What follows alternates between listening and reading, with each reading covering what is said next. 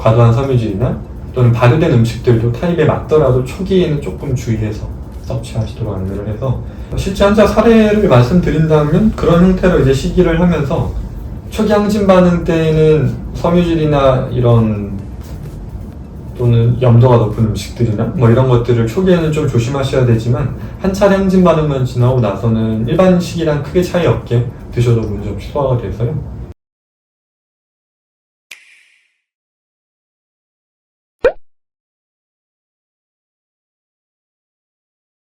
크론병을 치료한다라고 했을 때는 일단은 임상적인 증상이 호전이 돼야겠죠. 그래서 반복적인 설사, 혈변 또는 그로 인해서 나타나는 체중 감소, 식욕 부진 또는 정서적 불안감 같은 것들까지를 종합했을 때 이런 임상 증상들이 이제 회복되는 게 일단 치료의 첫 번째 목표고요.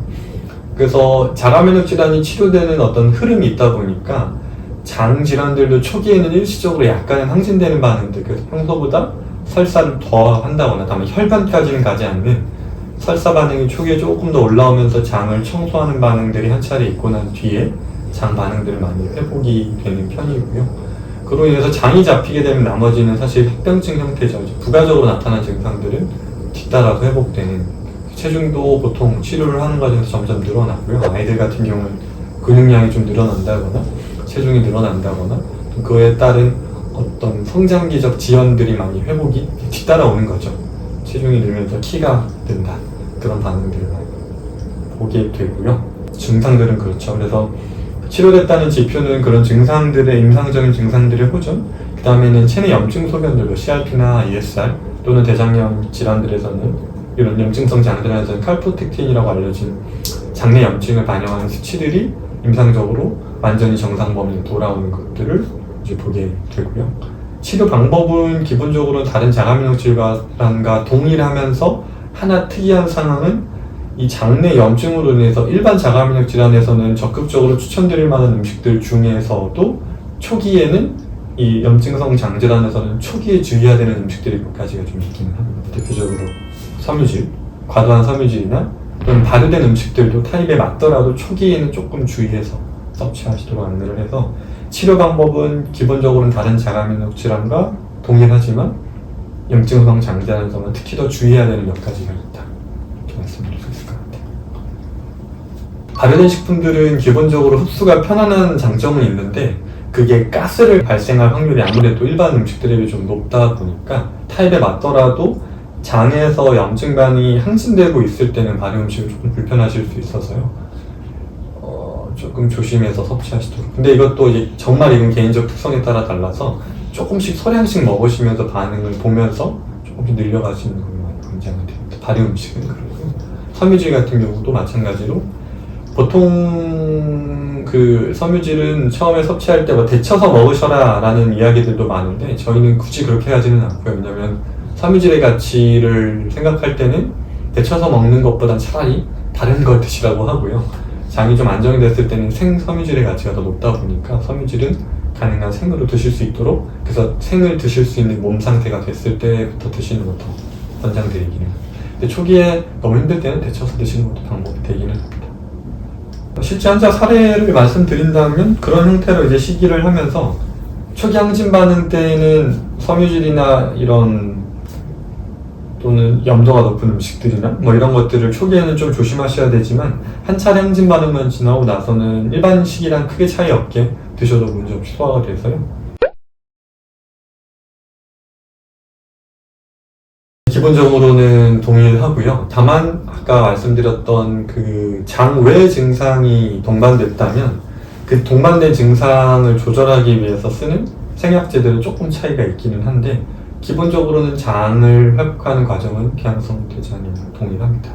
저희 치료도 그렇지만 일반적으로 현대의학적인 표준 치료들도 기항성 대장염과 크론병을 치료 방법은 거의 동일하거든요. 결국 파이바사라고 알려진 그 메살라진 계열의 약물들이 1차적인 표준 치료약이 되고, 그게 반응 안 했을 때 쓰는 약물들, 면역 억제제나 또는 생물학적 제제들까지 흐름은 기본적으로는 기항성 대장염이나 크론병이나 치료 방향은 결국 면역 억제라는 것은 동일하다고 보셔도 될 것 같아요. 저희가 하는 치료에 있어서도 결국 면역 회복이라는 포커스로 두고 치료를 하다 보니까 두 가지 다 치료 방법은 큰 방향에서는 동일한데 다만 두 가지를 이제 진단을 나누는 이유는 임상적인 의미가 있기 때문인데, 임상적인 차이는 크론병과 궤양성 대장염이 이제 관리가 잘 안 됐을 때 나타날 수 있는 예후나 합병증이 좀 차이가 있고요. 특히나 궤양성 대장염은 극단적으로 갔을 때는 가장 많이 안 좋은 경우는 대장에 암이 생긴다거나 대장암을 절제해야 된다거나 이런 형태로 가장 악화됐을 때 나타날 수 있다면, 크론병은 조금 더 전신적인 악화 반응들을 나타낼 수 있어서 예후를 본다면, 굳이 따진다면 크론병이 조금 더 관리가 안 됐을 때는 안 좋은 예후나 합병증을 나타낼 수 있기 때문에 좀 구분을 하고요. 그에 따른 대처도 당연히 좀 다르게 됩니다. 수술적 처치들이나 직접적인 그런 증상들이 나타났을 때 할 수 있는 처치는 조금 차이가 있습니다. 저희는 그런 합병증이 오기 전에 처리하는 걸 목표로 하고요. 그래서 예를 들면 다양하죠. 그 합병증이 어떤 것이냐에 따라 너무 다른데, 궤양성 대장염을 예시로 들면 저희가 임상적으로 보는 제일 안 좋은 경우는 궤양성 대장염을 치료하는 과정에서 약을 써서 장은 조절이 됐는데 다른 장기로 자가면역 질환이 연결된다거나, 가장 흔하게 이제 알려진 게 자가면역성 간염으로 연결되는 경우들인데, 그렇게 연결되면은 이제 또 어쩔 수 없이 간에 나타나는 염증 소견을 조절하기 위한 약물들을 같이 사용을 하면서 치료를 조절을 하게 좀 됩니다. 그런 형태랑 다른 장기로 연결되는 합병증이 제일 안타깝고 좀 치료가 어려워지고요. 그 이외에는 일반적인 대증 치료들을 병원에서도 하고, 저희도 그 치료들을 부정하는 건 아니라서요. 그런 치료를 받으시면서 다시 그 약물들을 최대한 빠르게 줄여도 되는 상태를 만드는 걸 목표로 치료를 진행하게 됩니다.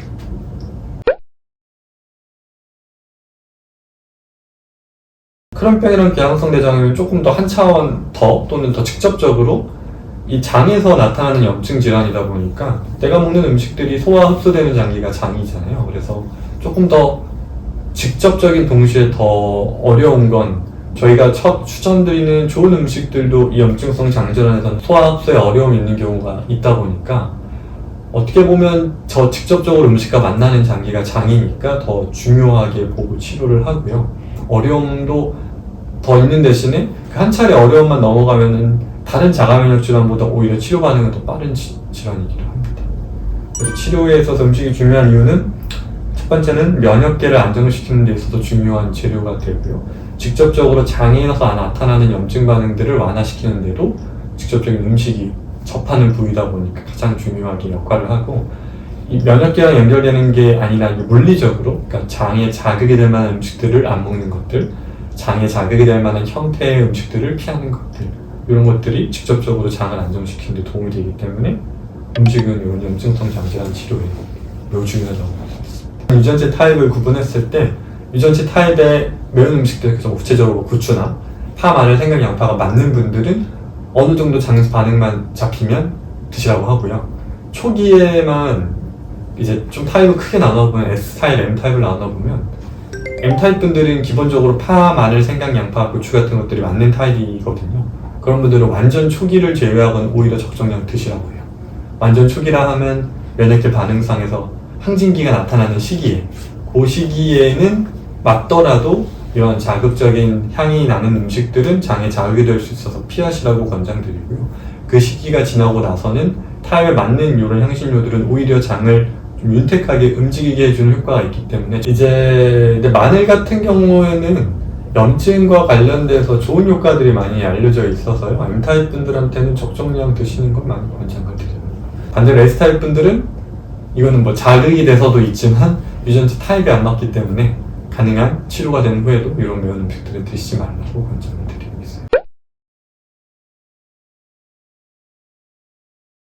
초기 항진 반응이 나타나고 있을 때는 녹즙 자체가 흡수가 안 되는 경우가 있어요. 근데 그럼에도 녹즙은 웬만하면 드시라고 해요. 왜냐면 흡수가 안 되더라도 이거는 기본적으로 액체들이다 보니까 녹즙은 장점막에서 완전히 털어내는 반응만 안 나타나니까, 먹자마자 설사가 쏟아낸다, 좀 속이 쓰리다 정도라고 하시면은 소량부터 따뜻하게 해서 드시라고 하고요. 먹자마자 바로 심하게 반응이 나타난다 하는 분들은 효과가 아까우니까요.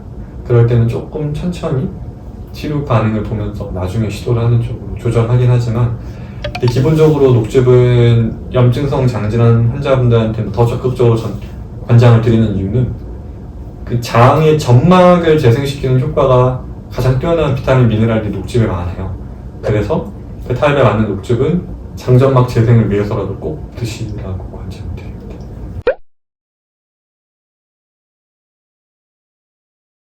시기마다 조금 다른데요. 장점막 재생에 있어서 일단 염증과 관련된 효과가 뛰어난 거는 M타입 분들은 대표적으로 미나리를 많이 추천을 드리고요. 초기에 염증 반응이 심할 때는 파슬리 같은 녹즙 재료들을 많이 권장을 드립니다. 보통 거기에 뭐 당근이나 감자 같은 것들을 곁들여서 드시라고 많이 말씀을 드리고, S타입 분들은 많이 알려진 것처럼 양배추를 가장 권장을 드리고요. 양배추를 메인으로 사용하시면서 소화기를 좀 부드럽게 할 만한 녹즙보다는 이제 막 호박이나 이런 것들을 많이 장을 좀 편안하게 하면서 흡수를 도와주는 것들을 같이 드시라고 권장을 드립니다. 장점막 회복을 위해서는 비타민 미네랄의 그 포인트가 있다 보니까 우선순위는 기본적으로는 녹즙 형태는 짜는 게 포인트라 짜서 드시는 게 1순위고요. 그게 힘든 분들은 동결건조 가루 권장드리는 건 갈게 되면 가는 과정에서 발생하는 열 때문에 이 비타민 미네랄이 많이 파괴가 돼요.